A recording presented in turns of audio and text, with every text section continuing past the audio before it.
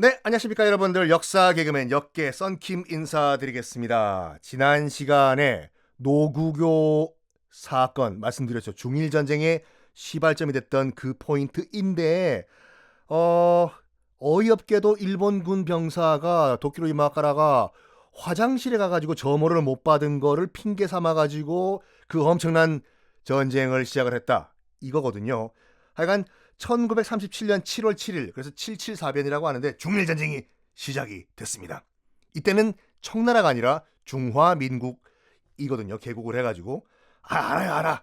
여기 또 이 중국사 편에서 제가 말씀드릴게요. 어떻게 청나라가 망해가지고 중화민국이 또 탄생을 했는지. 그건 중국사 편이고, 일단은 지금은 장개석의 국민당군과 일본군이 싸우고 있는데, 일본이 어마어마하게 치고 내려오니까 장개석의 국민당군이 밀려요. 쭉쭉쭉쭉 남쪽으로 밀리기 시작하죠. 북경도 베이징도 일본군에게 다 넘어가 버리고, 개봉이라고 있거든요.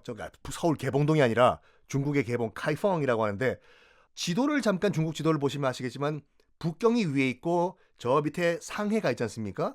그 중간에 있는 가장 큰 도시가 개봉 카이펑이라는 도시가 있거든요. 이것도 넘어가고, 이제 중국의 운명은 촛불 앞에 바람이다.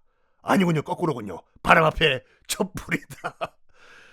여기서 지금 장개석의 이제 국민당군이 밀리고 있으니까, 그 당시 이제 그 중국이 참 자기 앞가림도 못할 상황이었어요. 지금 그 중국 이 내전 상황이었거든요. 아시다시피 장개석의 국민당군과 모택동의 공산군과 내전 중이었습니다. 그래서 장개석군은 지금 그 당시에 약간 논란에 빠진 것이, 야, 우리 일본을 먼저 상대해야 되는 거 아닌가? 아니다, 모택동을 먼저 없애야 돼. 아니야, 일본군 먼저. 모택동 먼저라니까.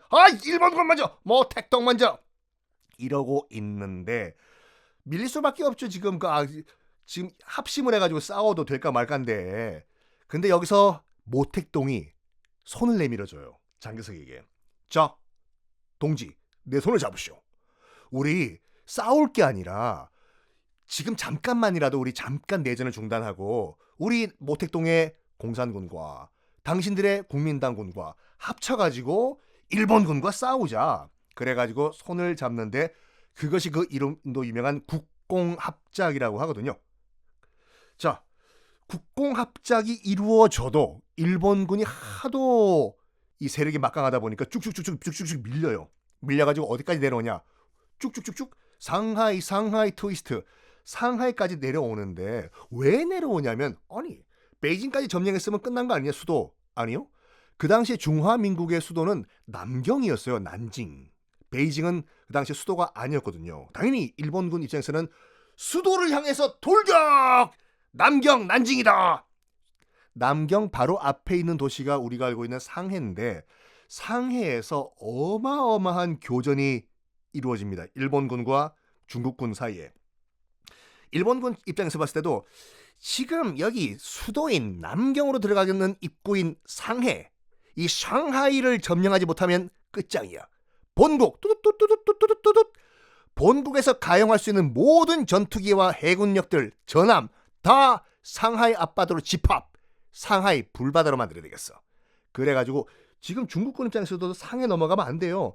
상해가 넘어가는 순간 바로 뒤에 있는 남경 수도 넘어가거든요. 전 국민당군 들어라. 그리고 우리가 손잡은 공산군 들어라. 합쳐가지고 중국군들, 지금 일본군들이 이 상하이 앞바다에 몰려와가지고 상하이를 넘보고 있다. 우리는 힘을 합쳐가지고 무조건 상해를 지켜야 된다. 알겠나? 어쩌다 라. 그래가지고 어마어마한 교전이 진행되는데, 일본의 화력이 어마어마했습니다. 특히 공군력이. 그래가지고 결국에는 상해가 일본군에게 넘어가요. 여기서 일본군이 어떤 생각을 했냐면, 진짜 야, 열받지 않냐? 우리 지금 일본군 피해가 얼마야? 상당합니다. 우리 그냥 상해 확 그냥 다 불질러버려? 저기 대장님, 왜? 그거보다는 저도 열받는데, 일단은 급한 건 급한 거라고 수도부터, 중국 수도 남경부터 점령을 하고 복수를 하는 게 어떨까요? 으드드드득 이를 갈고, 그래, 맞다. 일단 처리할 것은 먼저 처리하고 복수를 하든지 하자. 해서 자, 열받지만 우리 대일본 제국의 황분들이여, 하이! 자, 다시 총을 잡고 내륙 쪽으로 진군한다. 수도 남경을 정복하겠다. 진군을 해 들어갑니다. 수도 남경에 있던 그 중국 국민들은 당연히 지금 당황했겠죠. 야, 지금 일본군들이 지금 수도 남경으로 쳐들어오는데 어떡하지? 어떡하기는 걱정하지 마라 해. 지금 우리 장개석 우리 주석이 지금 이 남경에 계시고 말이야. 여기가 수도인데 우리 또 정부에서 이 수도를 포기할 리 없다 해. 괜찮다 해. 그리고 갈 데가 어디 있냐 해. 나도 집과 재산이 다 여기 남경에 있는데 난 여기 남경에 있을라 해. 나는 떠난다 해. 아이고, 일단 목숨이 중요한 거지 무슨 재산이 뭐가 중요하다 해.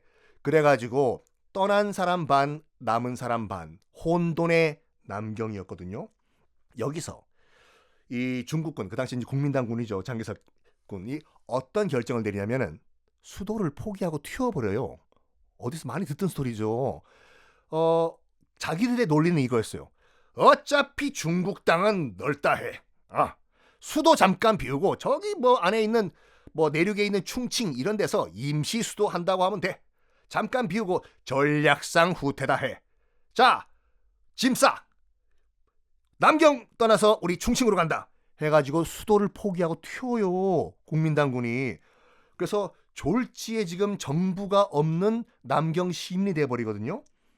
일본군 입장에서는 당연히 상해보다 더 심한 격전을 예상을 하고 진군을 해왔는데 어라? 거의 무혈입성으로 남경에 들어옵니다. 1937년 12월 겨울이었거든요. 남경에 무혈입성을 한 일본군. 무슨 생각을 하냐? 아까도 말씀드렸지만 상해에서 어마무시한 피해를 입은 일본군. 상해에서 못한 복수를 이곳 난징, 남경에서 하자. 허이!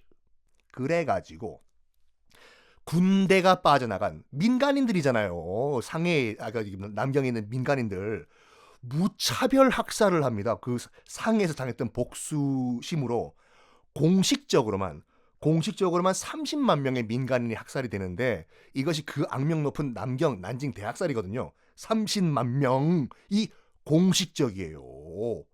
근데 이게 1937년이잖아요. 이전 에피소드에서 기억나시죠? 그 당시 유럽에서는 어떤 일이 또 발생하냐면 1939년 2년 후에 빵빵빵 히틀러가 폴란드를 침공하면서 2차 대전이 벌어집니다.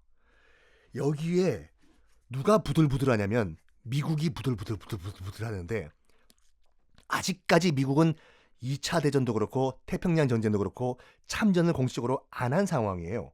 왜? 여론이 너무 안 좋았거든. 그 당시에 이제 그 루즈벨트 대통령이 이거 유럽도 그렇고 태평양 상황도 그렇고 뭔가 조치를 취해야 되겠는데 야야 우리 안 되냐? 저기 대통령과 지금 여론이 너무 안 좋은데요. 여론이 왜? 아니 1차 대전 같은 또 늪에 또 빠지면 안 된다고 막 여론이 지금 들끓고 있고, 아니 또 대공황이 끝난 지 얼마 안 되는데 우리도 먹고 살 방법이 없는데 무슨 남의 일에 신경 쓰냐. 오지랖 스탑이라고 국민들이 말하고 있는데요. 그래가지고 미국은 참전을 못하고 있던 상황이에요. 히틀러가 침공한 유럽도 그렇고 지금 태평양 상황도 그렇고 약간 관망을 하고 있었는데 결정적인 계기가 바로 이 남경 대학살이에요. 남경 대학살은 당연히 미국 국내에도 다 보도가 됐겠죠. 여기서 뭔가 조치를 취해야 되겠다라고 미국 백악관이 생각을 하는데 여기에 울고 싶은데 뺨을 쳐준 일이 또 일본이 저지릅니다. 뭐냐면 이거 봐라. 우리가 지금 남경에서 이렇게 30만 명의 민간인을 대학살을 하고 중국을 먹자 침공을 하고 있어도 봐라. 미국 아무런 조치를 못하고 있지 않냐. 그래서 그 당시 일본에서 뭐라고 미국을 얘기하냐면 가장 안 무서운 서양 열강이라는 거 놀렸거든요. 종이 호랑이 됐어. 봐라. 물론 워싱턴에서 지금 여론은 우리 일본에 대해서 적대적이다고 들었지만 아무 짓도 못하잖아. 요시 일본이 요 기회를 놓칠 수가 없지. 뭘 할까? 그렇지. 지금 독일이 프랑스를 먹었다고? 하이, 소데스. 프랑스가 독일에 넘어갔다 데스. 그러면 프랑스의 식민지인 인도차이나, 저기 베트남, 쌀국수 좋지, 분짜, 반미도 맛있고, 저 베트남, 인도차이나 지금 주인이 없네? 안 그래? 프랑스가 독일에 넘어갔으니까. 저거 어떻게 할까? 일본 입장에서는 먹어라는 결정을 내려버려요. 봐라! 우리가 남경, 중국 수도를 지금 때려 먹어버리고 민간인을 학살을 해도, 물론 뭐 그 잘한 게 아니지만, 미국이 너 아무 짓도 못한다 데스. 지금 어차피 저기 인도차이나 먹어! 주인이 없는데. 그래가지고 프랑스의 식민지였던 인도차이나를 침공을 해버려요, 일본이.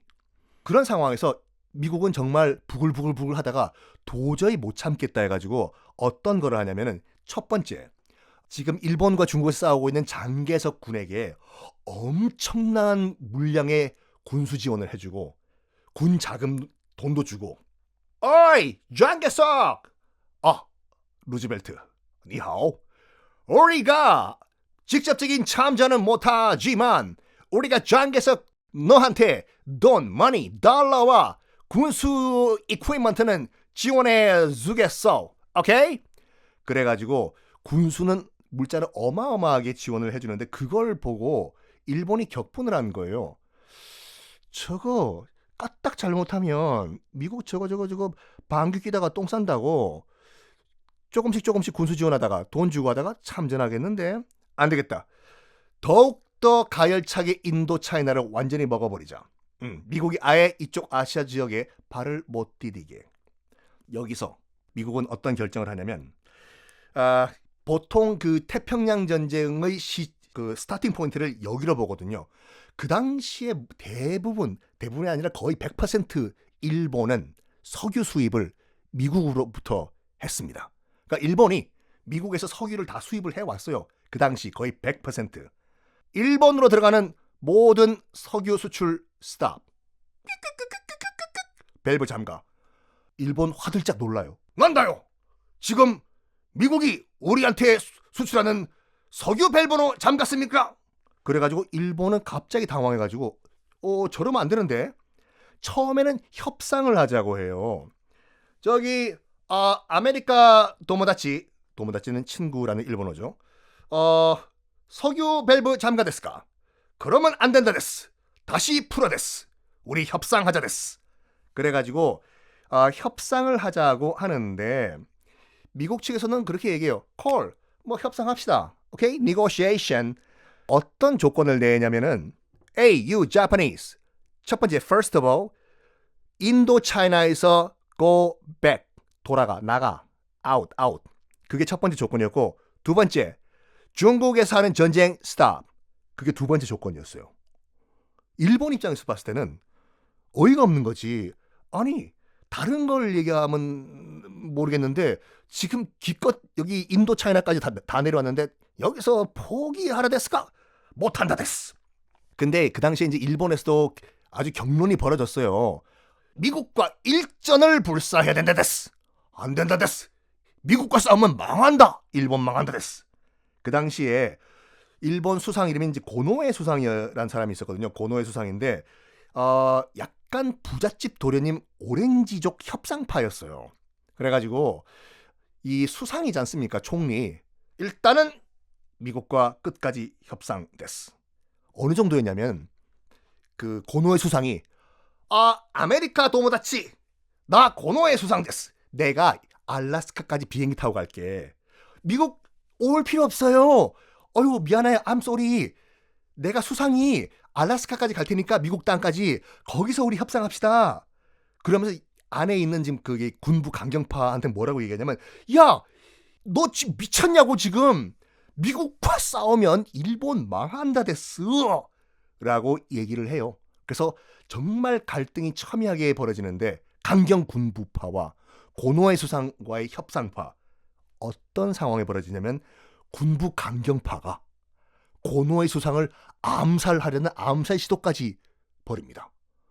저거 약해 빠지댔어. 수상이 수상 없애댔어. 결국에는 뭐 암살 시도만 있었고 뭐 죽지는 않았지만 쫓겨나요. 고노의 수상이 군부에 의해서 나가데스. 그런 다음에 그 다음 수상으로 들어오는 사람이 누구냐? 그 당시에 육군 대신 육군 장관이었던 도조 히데키 육군 대신이 다음 수상이 되는데, 이 도조 히데키가 여러분 뭐 그 야스쿠니 신사의 뭐 A급 전범 뭐뭐뭐 뉴스 나오면 나오는 거 있지 않습니까? 그 A급 전범 중에서 최악의 전범이 도조 히데키예요. 태평양 전쟁을 실질적으로 지휘를 했고 전후 재판에선 사형을 받은 그런 인물이죠. 지금 그리고 또 야스쿠니 신사에는 맨 위쪽에 지금 위패가 있는 그런 인물, 강경 군부 육군 대장 도조 히데키가 집권을 합니다. 와다시노 나마이와 도조 히데키 데스. 내가 이제 집권한 이상 협상은 없다 데스. 미국과 전쟁 데스. 그러면서 그 당시에 뭘 믿고 이랬냐면은 그 도조 히데키가 일본군의 자신감의 근거가 뭐냐? 일단 객관적인 팩트만 보면은 잽이 안 됐어요. 일본과 미국은 이번 태평양 전쟁 거의 첫 시간에 말씀드린 것 같이 객관적인 국력은 미국이 일본보다 10배 이상이에요. 전쟁은 국력과 경제력이라고 말씀드렸지 않습니까? 10배 강한 미국과 무슨 근자감으로 전쟁을 하려고 했냐? 일단 팩트만 보면은 미군 공군 조종사를 봤을 때 미군 공군 조종사는 240시간 평균 훈련 시간이었고 일본군 공군 조종사는 100시간 미만, 2배 이상 훈련을 더 많이 받은 거지 않습니까? 미군 공군 조종사들이. 그런데 도조 히데키가 뭐라고 생각하냐면 공식적인 훈련은 우리 일본 공군 조종사들이 안 받아도 중일 전쟁에서 실전으로 단련했다 됐어. 그건 맞아요. 그러니까 공식적으로 훈련 안 받았지만 다 실전으로 단련된 애들이 일본 공군 조종사였거든요. 그리고 도조 히데키도 그 당시에 이제 감히 미국과 끝까지 전쟁을 하려고 한 건 아니었어요. 지도 알지. 미국과 정말 끝까지 전쟁 벌이면 일본은 지도에서 사라진다는 거예요. 그래가지고 아주 임팩트 있는 한 방만 빵 터트리고 그걸 이용해서 협상 테이블로 끌어내려고 했던 것이 그 당시 생각이었어요. 좋다. 미국이 지금 우리 일본에 석유 수출을 중단했는데 협상 테이블에 안 나와 됐어. 어떻게 하면 미국을 협상 테이블로 끌어낼 수 있을까?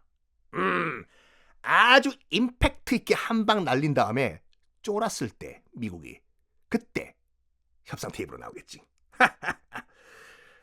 그리고 말이야, 미국이 섣불리 전쟁을 못할 거야. 지금 유럽을 봐. 유럽 불바다잖아. 분명히 우리가 일본이 선빵을 날리면은 우리 동맹 독일, 히틀러, 이탈리아, 무솔리니, 우리 동맹 친구들이 우리를 도와줄걸? 그러면 미국도 어쩔 수 없이 협상 테이블로 나올 거야.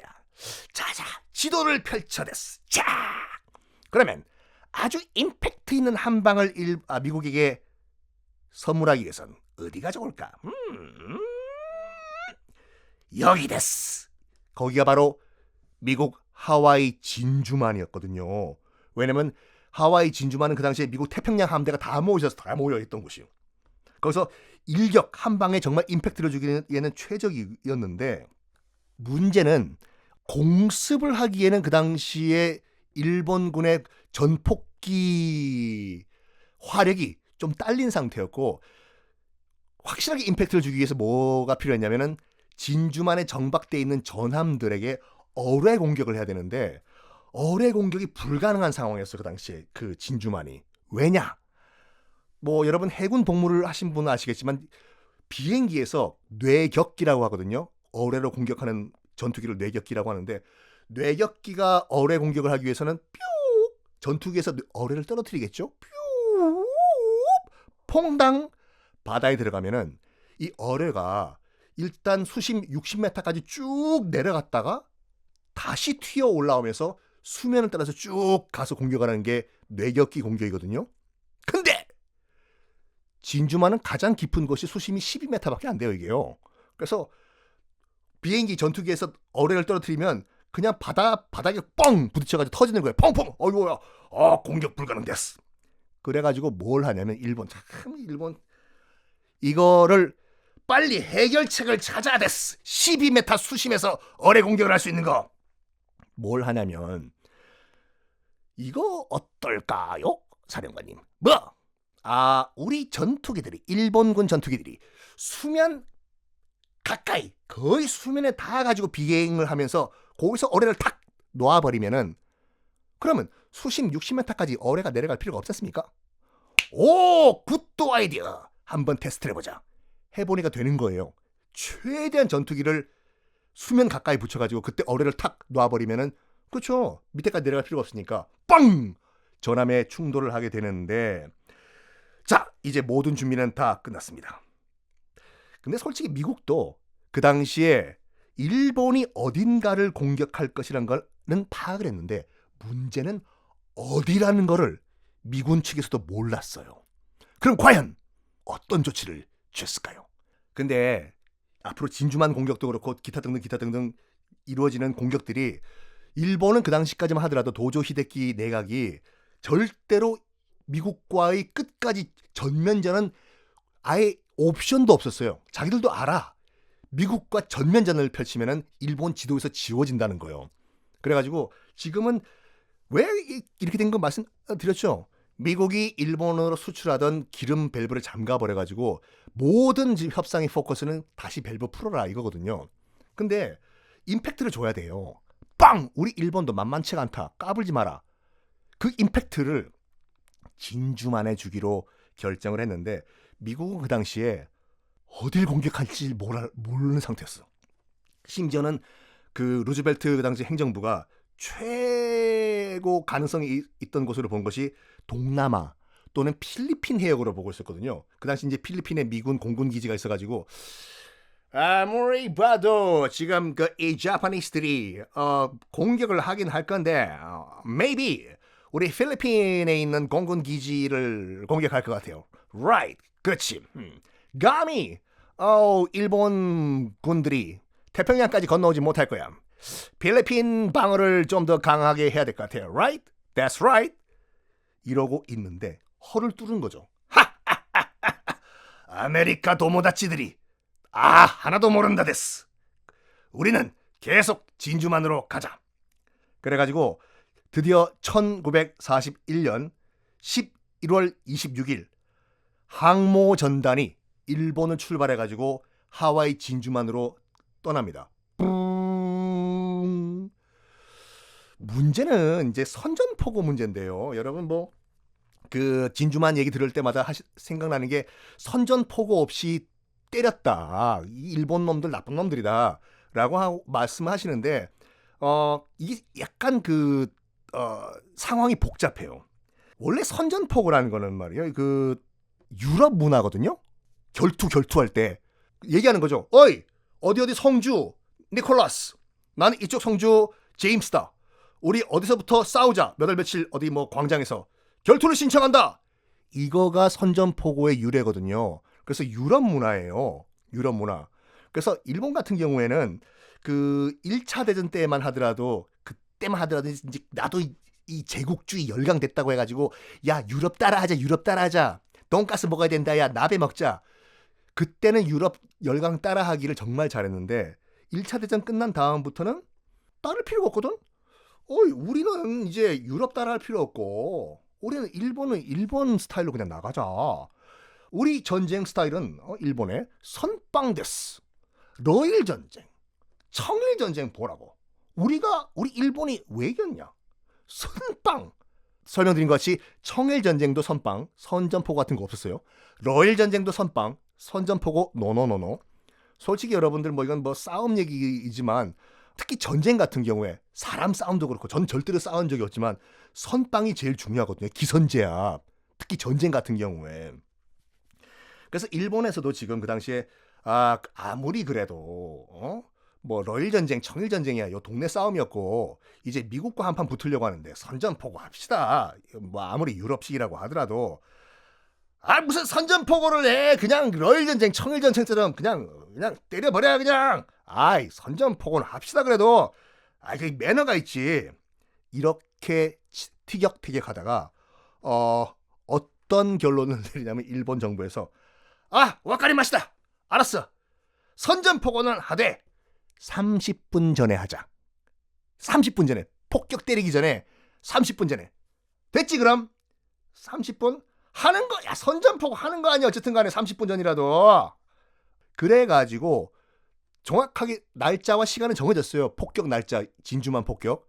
그 폭격 시간, 그 전 폭격하기 딱 30분 전에 워싱턴에 있는 그 미국 정부에 선전포고 그 때려. 그 문서 보내. 그 팩스로. 했는데, 이 안타까운 얘기 하나 말씀드리면 그 당시 이제 일본 외교 총괄이 누구였냐면 도고 시게노리라는 그런 일본 외상이었어요. 일본 외무성 외상, 외무부 장관이죠. 우리로 치면. 이 사람이 도고 시게노리가 일본 사람이 아니에요. 물론 국적은 일본 사람이지만 그 당시에 그 옛날에 임진왜란 때 끌려갔던 도공, 도자기 만드는 도공 박평의라는 도공이 있었거든요. 그 박평의의 후손이에요. 자, 어쨌든 간에 선전포고는 정확하게 공격 30분 전에 하기로 결정을 내려요. 이 도고 시게노리 등등등에 의해 가지고. 자, 드디어 일본의 항모 전단이 하와이에 접근을 하고 있습니다.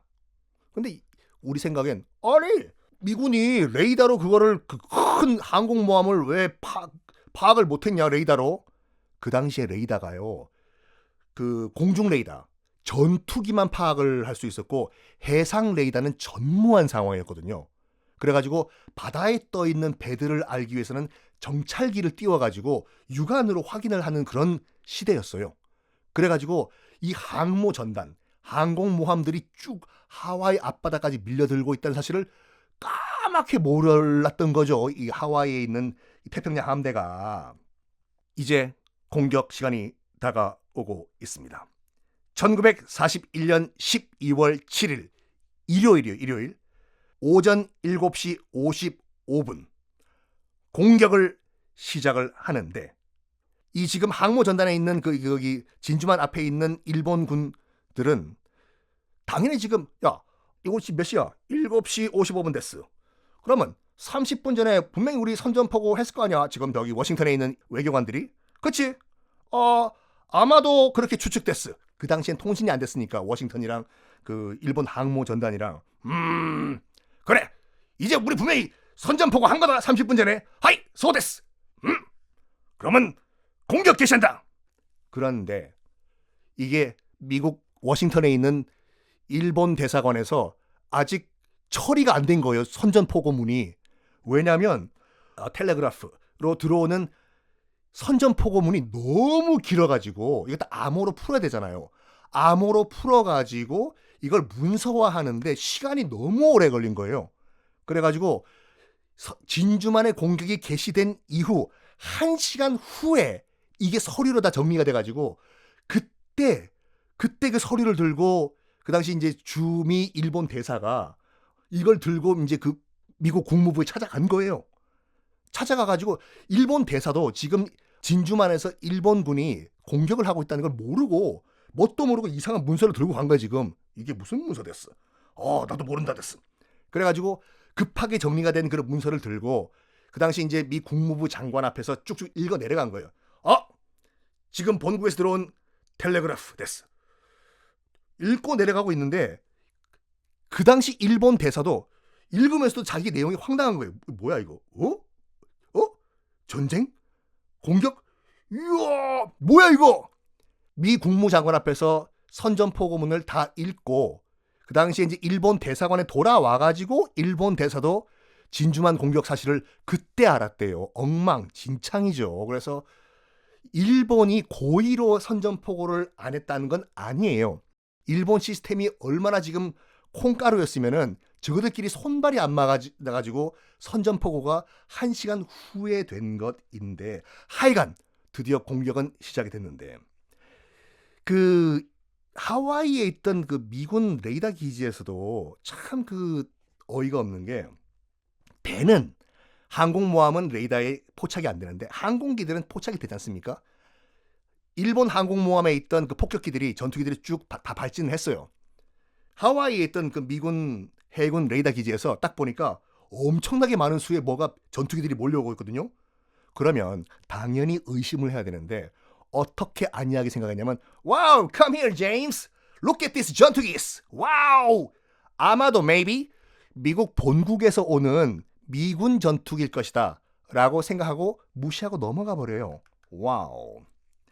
자, 이런 한가한 진주만 7시 55분 아침에 일본 항공모함에서 출격한 전투기들이 진주만으로 향하고 있습니다. 자, 진주만은 그 당시에 미 태평양 함대의 모든 전함들이 다 집결을 해 있던 곳이었어요. 여기 날려버리면은 그냥 간단하게 말해서 태평양 바다 위에 미군 전함들은 없어져 버리는 거예요, 지금. 일본 전투기들 1차 출격, 2차 출격. 일요일 오전 한가로이 쉬고 있던 미군 수병들을 몰살시켜버리죠. 아니, 쉬고 있는데 일요일에. 애리조나호라고 있거든요. 지금도 여러분 그 미국 하와이 진주만에 가면 기념관 가면은 바닷속에 이제 애리조나호가 있는데 그 인양을 하려고 하다가 에이 그냥 남겨놓고 바닷속에 그냥 기념관으로 만들어버리자. 위에 바다 위에 유리판 깔아놓고 위에서 밑에 있는 가라앉아 있는 애리조나호를 볼 수가 있는데 애리조나호 물론 그 당시 애리조나호, 오클라호마호, 웨스트 버지니아호 모든 이 전함들이 다 침몰을 했어요. 격침됐죠. 특히 이 애리조나호 같은 경우에는 안에 있던 그 폭탄 경납고에 그냥 폭탄이 떨어져가지고 한 방에 그냥 침몰해버려요. 그래가지고 그 안에 있던 1000명이 넘는 수병들, 미군 수병들이 일격에 몰살을 해버리거든요. 그래서 잊지 말자 애리조나호인데 영화 여러분 그 진주만 그 펄하버도 있지 않습니까? 마이클 베이 감독의 물론 여러 가지 뭐 너무 상업적이다라는 얘기도 있지만 진주만 폭격 장면은 정말 잘 묘사를 했거든요. 한번 보시고 또 배 한 척이 침몰을 하는데 뭐냐면 미주리호라는 전함도 침몰을 해버려요. 근데 미국이 나중에 이 미주리호는 다시 끄집어내가지고 수리해서 태평양 전에 투입을 시키는데 이 미주리호가 어떤 배냐면 나중에 이제 일본이 원자폭탄 때려맞고 이제 항복을 했을 때 미국 메가다 장군이 이 미주리호를 끌고 그 당시 일본 너희들이 침몰시켰던 미주리호 끌고 도쿄만까지 들어가요. 성적이 휘날리면서 야, 헤이, 너희들이 진주만에서 침몰시켰던 미주리호다 여기가. 이 배 갑판 위에 올라와서 항복 문서 서명하라 플리즈. 그래요. 그래서 메가드 장군이 직접 미주리호를 끌고 도쿄만 수도 바로 앞바다까지 끌고 들어가서 그 위에서 항복 서명을 받죠. 자, 이 태평양 함대 대부분 전력이 파괴되어 버립니다. 1차 출격, 2차 출격. 일본군이 봤을 때 그 당연히 일본군도 약간 피해가 있었겠죠. 대공포 사격이 해가지고 전투기도 추락을 해버리고 일본군에서 어떤 결정을 내리냐면 1차, 2차 출격 정도면 만족됐어. 자, 이제 우리 일본군은 이 정도면 충분히 미국에게 타격을 줬다 생각됐어. 돌아가자. 그때 3차 공격만 했어도 전함들은 다 침몰했어. 이 전함들. 하지만 정말 중요한 게 빠졌던 게 뭐냐면 군 항만 시설, 그리고 유류 저장 탱크. 이건 그대로 놔뒀거든요. 그 당시 이제 일본군에서도 그 항모 전단에서도 사령부에서도 3차 출격까지 해가지고 저기 지금 유류 저장 탱크도 있고 저기 항만 시설도 있고 저것도 박살내야 되는 거 아니입니까? 했는데 아니문에 됐어. 1차 출격, 2차 출격 전함 가라앉힌 것만 해도 충분하다 됐어. 해가지고 유류 탱크, 군 항만 시설은 그대로 남기고 다시 본국으로 돌아가 버려요. 솔직히 말해가지고 그때 3차 공격 나가가지고 유류 탱크들 그리고 이 항만 시설들 이것만 날려버렸어도 일본이 적어도 2년은 더 벌 수 있었다. 나중에 일본이 패망한 다음에 두고 일본이 후회를 했다고 하죠. 울면서 후회하네 3차 공격. 그리고 결정적으로 정말 그때 이제 미국이 운이 좋았던 것이 지금 말씀드렸던 뭐 애리조나호, 미주리호 등등등등등등은 전함이에요. 전함. 항공모함은 어디 갔냐? 마침 정말 하늘이 도왔는지 그 당시 원래 정박이 돼 있던 미군 항공모함들은 바다에 훈련을 나갔던지 아니면 본국에 가가지고 수리를 받든지 항공모함들은 싹 다 빠진 상태였어요. 미 해군 항공모함은 다행히도 한 대도 피해를 받지를 않습니다. 어쨌든 12월 7일 하와이에서 일본군의 기습 공격을 받았다는 소식을 미국 워싱턴까지 전해져요. 뚜뚜뚜뚜뚜뚜. 그때 전문이 지금도 그 사진 남아있거든요. 딱 간단해요. 그 전보가 펄하버 공격받았음 실제 상황임 끝이에요. 그 루즈벨트 대통령 앞에 간 전보가. 그 다음날 12월 8일 날 루즈벨트 대통령이 상하원 합동의회 연설을 해요. 무슨 연설이냐면 그 치욕의 날 연설이라고 해가지고 Day of Infamy Speech라고 해가지고 지금도 그 동영상이 남아있거든요. 혹시 너튜브 같은 데 찾아보시면 뭐 약간 그 서머리만 해드리면 미국민 여러분, 어제 12월 7일 일요일 펄하버에서 일본군의 공격이 있었습니다. 평화롭게 잠자던 우리 미군 장병들이 몰살을 당했습니다. 우리 미국은 건국 이래 처음으로 미 본토 공격을 당한 것입니다. 그렇죠. 미 본토, 하와이도 본토로 봤을 때는. 그래가지고 전쟁 참가법이란 걸 붙여버려요. 표결에. 상하원에. 우리 미국 지금까지 뭐 1차 대전 무사요. 또 2차 대전 재탕 싫어요. 어머머머 대공황 때문에 우리도 굶어 죽게 생겼는데 무슨 남의 나라 전쟁이야. 싫어. 안 됩니다. 이제 미국도 더 이상 참을 수가 없습니다. 2차 대전에 우리도 참가를 해야 될 것 같습니다. 그래서 저 대통령 루즈벨트는 미 상하원 합동의회에 전쟁 참가법을 표결을 해달라고 부탁을 드리는 바입니다. 압도적으로 통과가 돼요. 전쟁 참가법. 그 전만 하더라도, 바로 전날까지만 하더라도 우리 참전 안 해! 우리도 먹고 살기 힘든데 무슨 남의 나라 전쟁이야! 하다가 펄하버에서 이 장병들이 몰살됐다는 소식 듣고 완전 180도로 분위기가 바뀌어가지고 압도적으로 통과가 되는데, 통과되자마자 미국은 일본에 선전포고를 해요. 이제 미국 참전할 것이다. 일본과의 전쟁만 참전을 하냐? 아니요. 동시에 선전포고를 해요. 유럽 전선에도. 그 당시 히틀러가 아작을 내고 있던 유럽에 보자 하니까 히틀러, 야!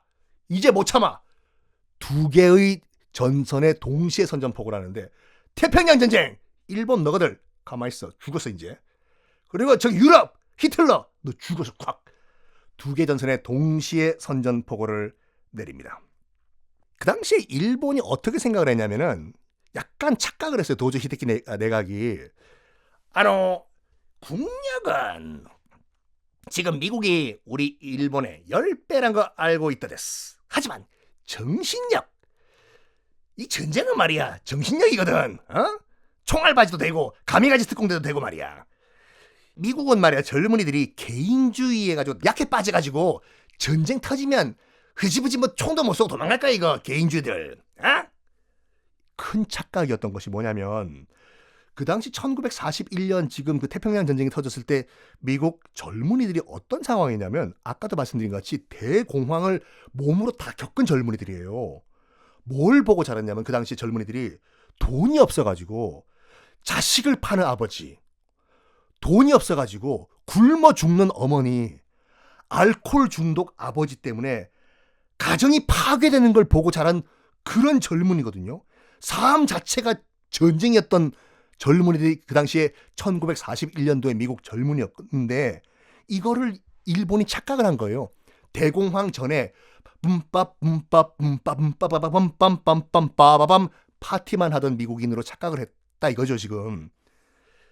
여기에 그 당시에 미국 젊은이들 정말 울고 싶어라, 울고 싶어라, 울고 싶은데 뺨 때려준 꼴이에요. 여러분 뭐 그 나중에 사이판이든지 괌이든지 이제 미군 해병대가 상륙해가지고 일본군과 지상에서 교전을 벌이죠. 정말 잔인하게 싸워요 미군들. 왜냐면 방금 말씀드린 것 같이 이 젊은이들이 지금까지 어머니 아버지가 굶어 죽는 거, 먹을 게 없어가지고 굶어 죽는 걸 보고 자라가지고 정말 삶이 전쟁이었는데, 잘 됐다, 분풀이 너희들한테 한다. 이거였거든요. 일본은 정말 몰랐습니다. 잠자는 사자의 코털을 건드렸던 것. 특히 방금 진주만 공격을 통해 가지고 태평양 함대 주력 전함들이 다 날아갔지 않습니까? 이제 미국은 아무리 국열이고 나발이고 전함이 없는데 이제 종이 호랑이 됐어. 그거는 정말 미국의 포텐셜을 몰랐던 거예요. 지금부터 미국은 2달에 항공모함 한 대씩 찍어내요. 정말 찍어내요. 그래가지고 태평양 전쟁 거의 끝날 때쯤 되면은 총 항공모함 숫자가 100대로 나거든요. 2달에 한 대씩 항공모함을 찍어내는데 일본이 무슨 수로 버텨요. 버티다 가다 가미가지 특공대까지 하다 끝까지 버티니까 뻥! 원자폭탄 2발로 끝내버린 거지 않습니까? 여기까지만 하더라도 일본은 큰 착각이에요. 더 이상 미국이 우리 일본을 무시하지 못하고 협상 테이블로 빨리 나오게 하기 위해 가지고는 뭘 해야 될까? 추가 공격을 우리가 해야 될 것 같아. 그때 이제 진주만 공격만 이제 만에 포커스를 사람들이 두는데 거의 동시다발적으로 진주만뿐만 아니라 일본이 거의 동시다발 공격을 해요. 일단은 홍콩에 있는 영국 해군 기지 박살내고, 그 다음에 필리핀에 있는 미 공군 기지 박살내고, 태국 방콕 점령하고, 싱가포르에 있던 영국 해군 박살내버리고, 동남아가 거의 일본 손에 들어가요. 이게 거의 3일 만에 다 끝나버려요. 일본 신났죠. 봐라! 진주만 박살에 3일 만에 대영 제국 웃기고 앉아있네. 봐! 싱가포르, 홍콩 다 우리 거라고. 태국, 똠양꿍, 하하! 스시나 드시지. 태국도 우리 거야. 필리핀, 미군 공군기지? 사실 그때 미군 공군기지가 17만 명이 있었거든요. 필리핀 내 미군이. 17만의 미군이 일본군 공격을 제대로 싸워보지도 못하고 완전 전멸을 해버려요. 그 당시 사령관이 누구였냐 하면 그 이름도 유명한 메가더 장군이 그 당시 필리핀 주재 미군 총사령관이었는데 17만 미군 대군이 와르르 무너지는 걸 보고 가족만 데리고, 정말 자기 몸만 가족만 데리고 호주로 튀어버리거든요. 메가더가. 그래가지고 나중에 얼마나 악에 바쳤으면은 침몰한 미주리 옥발 끌고 도쿄만까지 들어가면서 어떻게 점령군 사령관이죠. 실질적으로 이 일본 통치 오늘부터 내가 한다. 분풀이한 겁니다. 일본 신났다. 진주만, 미주리호, 애리조나호 다 침몰했다. 동남아 완전 우리 일본 제국의 영토가 됐어. 자, 이제 다음엔 어디를 막을까 하는 동안에 미국은 뭘 생각하냐면 진주만 복수를 준비를 해요. 복수. 당연히 미 언론, 여론 격분을 했겠죠. 어떻게 복수를 할까 하다가 일본 본토를 도쿄를 공습을 해버리자라고 결론을 내려요. 근데 현실적으로 그게 불가능하거든요. 폭격을 하려면은 B-25 같은 전폭기가 떠야 되는데 전폭기가 미국 본토에서 아무리 하와이에서 출발한다고 하더라도 못 가요. 거기까지 일본 본토까지 가다가 기름 떨어져서 쭉 추락을 해버리거든요. 와우, 도쿄 공습 good idea, but how? 어떻게? 전폭기 B-25 띄우면 되지. 가다가 추락, yeah. 하다가 어떤 아이디어가 나오냐면 헤이, 항공모함으로 싣고 가면 되지. 폭격기를 B-25를. 그런데 여러분 상식적으로 생각을 해보십시오. 항공모함에서 출발하는 비행기들은 조그만 전투기들이에요. 근데 B-25 전폭기, 폭격기를 항공모함에 실으면은 이게 출발이 안 돼. 그 큰 폭격기가. 출발을 어쩌지 했다고 합시다. 발진을 폭격기가 항공모함 갑판에서. 착륙이 안 돼요. 착륙하다가 바다에 꼬라박거든요. 덩치가 커가지고. 방법을 찾아내라, 플레이스. 하다가 이 MIT 항공공학 박사 출신의 그 당시 소령이었던 제임스 두리틀 소령이 있었는데 두리틀 소령이 나와가지고 나는 MIT 공학 박사인데요. 내가 한번 방법 마련해 보겠습니다. 그래가지고 모든 계산을 다 때려 맞추는 거예요. 이게. 이 전폭기 몇 톤이야? 몇 톤?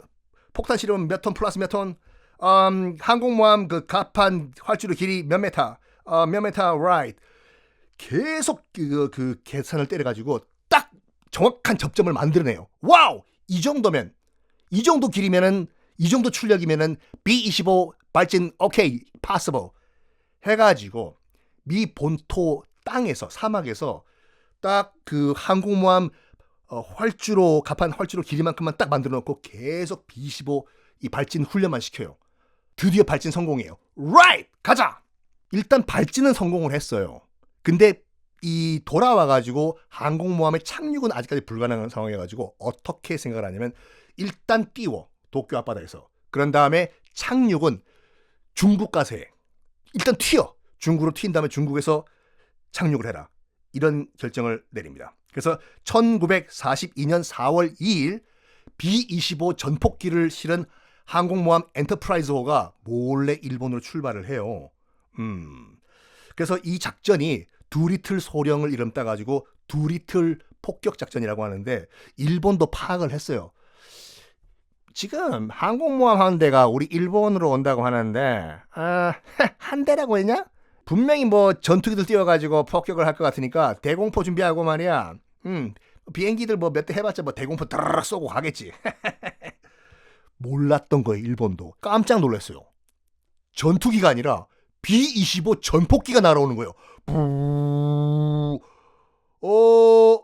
내 눈이 이상한가 데스. 저거 지금 전폭기 데스까? B-25 전폭기 데스. 와, 여태다 데스. 그래가지고 도쿄를 공습을 해버려요. B-25가. 어마어마한 허를 찌르는 작전이지 이게요. 물론 그 당시에 이제 16대의 B-25가 출격을 해가지고 폭탄을 떨어뜨리지만 이게 아직까지 그 정확한 그 정확도가 없어가지고 피해는 없었어요. 엉뚱하게 논에 떨어지고 학교 운동장에 떨어지고. 일단은 폭격 끝난 다음에 이 B-25는 항공모함으로 돌아갈 수가 없으니까 중국 쪽으로 가가지고 중국에 착륙을 하는데 이게 일본에게는 엄청나게 큰 충격을 준 거예요. 왜? 덴노가 살고 있는 도쿄에 공습을 해? 이거 안 되겠다. 뭔가 조치를 취해야 되겠다. 일단은 그 두리틀뿐만 아니라 이제 그 폭격이 성공한 조종사들은 미국에 돌아가가지고 명예훈장 받죠. 얼마나 사기가 충천됐겠습니까? 와우, 진주만 우리가 복수했다. 도쿄 공습 석세스. 미국은 사기가 넘치는데 일본은 이거 미국이 우리 일본에 공습을 못하기 위해 가지고 공습할 수 있는 폭격기가 뜰 수 있는 모든 섬과 땅을 다 점령하라 됐어. 그래가지고 어떤 생각하냐면 사령관 지금 동남아는 다 우리 거 됐어. 근데 마음에 걸리는 데가 한 군데 있다 됐어. 어디냐? 호주, 오스트리아 됐어. 왜냐면 호주는 그 당시만 하더라도 연합군 소속이었거든요. 그래서 호주 땅에서 미군 전폭기가 뜨면은 가까스로 일본까지 오는 거예요. 요시, 다음 목표는 호주 됐어. 캥거루 다 작살냈어. 이 호주를 지금 우리 일본이 우리가 먹어야 되는데 호주를 먹기 전에 일단 중간 길목에 있는 파푸아 뉴기니를 먼저 점령을 하자 됐어. 파푸아 뉴기니를 일본이 점령하기로 결정을 하고 전함들을 보내요. 전함뿐만 아니라 항공모함도 보내는데 이 교신 내용을 미군이 감청을 합니다. Hey General, what? 지금 재팬 해군들이 호주, 오스트레일리아 위에 있는 파푸아 뉴기니를 먹으려고 항공모함을 스타트 보냈습니다. 너 말이 왜 그러냐? 한국말이랑 섞어 하려고 하니까 right, understand please. 그래가지고 감청을 해서 미군도 항공모함을 그 지역으로 보내요. 그러면 마가 please. 자, 어디서 만나냐면 그 코럴시라고 해서 산호해, 산호초가 많다고 해서 산호해라고 바로 파푸아 뉴기니 앞바다거든요. 여기에 1942년 5월 6일 일본군 항공모함, 미군 항공모함이 딱 만나요. 이게 왜 의미가 있냐면 인류 역사상 네안데르탈인, 호모사피엔스, 크로마뇽, 구석기, 신석기, 청동기, 철기 다 포함해가지고 인류 역사상 첫 항모대 항모 해전이에요. 이게요. 산호해 해전이라고 하거든요. The Battle of the Coral Sea라고 해가지고 첫 항모 간의 대결인데, 이때만 하더라도 해상 레이더가 없기 때문에 적의 이 항모든지 무슨 뭐 전함을 찾기 위해서는 정찰기를 띄워가지고 육안으로 먼저 찾는 놈이 선빵이에요. 그래가지고 서로 분명히 항모가 이쪽으로 오고 있다는 건 내가 감청을 해서 알았는데 안 보여. 미군 항공모함이 도권이 아리마스까 어딨냐? 와카리마생 모릅니다. 찾아댔어. A Japanese 항공모함 where? I do not know. Find it. Yes sir. 서로 정찰기를 띄워가지고 서로 항모를 찾기를 시작을 하는데 어떤 해프닝까지 일어나냐면 정말 지금 생각하면 말도 안 되는 거거든요. 일본 정찰기가 떴을 거 아니에요. 일본 항공모함에서 발진한 다음에 찾다 못 찾겠다 미항모 하다가 귀환됐어. 귀환을 했는데 미군 항공모함이 직원들 항공모함인 줄 알고 거기 착륙을 해요. 귀환됐어. 에이, who are you? 웬 양키? 그래가지고 어이가 없어가지고 도망됐어. 이런 일까지 벌어졌다니까 실제로요. 미국 항공모함이 저거들 항공모함인 줄 알고 착륙을 해가지고 아이고. 어쨌든 간에 미군이 일본 항모를 겨우 처음 발견을 해요. 그 미군 정찰기가 쇼호호라는 그 일본 항공모함인데 마침 이 쇼호호에서 일본 전투기들이 다 발진을 한 상태예요. 그래가지고 싸울 전투기가 없어. 쇼호호는요. 그러면 미군 전투기 입장에서 봤을 때는 와우 우리 밥 데스 아니 일본어구나. 우리 밥 아니 전투기가 없는데 기껏 해봤자 대공포만 쏘고 그냥 폭격을 해가지고 쇼호호가 꼬로로록 침몰을 당합니다. 이게 인류 역사상 첫 항모 침몰이에요. 쇼호호. 근데 전투기들은 다 뜬 상태잖아요. 하늘 위에. 어쨌든 간에 연료가 다 떨어지면 추락을 하게 돼 있어요. 지금요. 그 비행기들은 이왕 추락할 거 미군 항모 하나라도 공격한 다음에 추락하자 해가지고 쇼호호의 복수데스. 미국 항공모함 찾아라 가지고 그 당시에 미국 항공모함 요크타운호랑 렉싱턴호 두 대를 발견했거든요. 요시 저 앞에 미국 항공모함 렉싱턴호와 요크타운호 발견됐어. 침몰시키자. 그래가지고 쇼호호에서 출격을 했던 일본군 전투기들이 일제히 두 대의 미군 항공모함에 이 폭탄을 투하를 하는데 렉싱턴호는 꼬르륵 침몰을 해요. 하하하! 렉싱턴호 꼴조타 됐어. 쇼호호의 복수다. 그리고 요크타운호도 대파를 해버립니다.